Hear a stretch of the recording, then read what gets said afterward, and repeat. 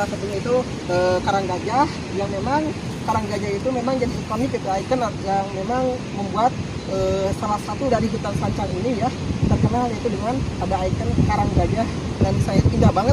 Nah teman-teman, kalau misalkan mau lihat seperti apa suasana karang gajah, pemandangannya seperti apa, teman-teman bisa lihat video saya yang sebelumnya ya, karena saya sudah sering ke hutan Sancang ini. Mungkin kalau misalkan dihitung ya, udah sampai 11 sampai 12 kali saya datang ke hutan Sancang ini teman-teman.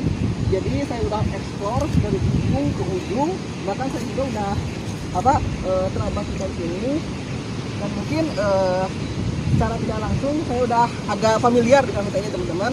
Dan mungkin saya juga sekarang akan coba jalan-jalan lagi ke hutan ini, karena kenapa saya sering ke sini, ini suasananya indah banget teman-teman, di sini asri banget, dan memang hutannya itu masih alami gitu teman-teman, beda sama hutan-hutan yang memang ada di pinggir seperti perkebunan kayak gitu. Ini beda, soalnya ini hutannya itu pure cagar alam dan memang masih dilindungi, jadi flora dan faunanya juga masih ada di sini.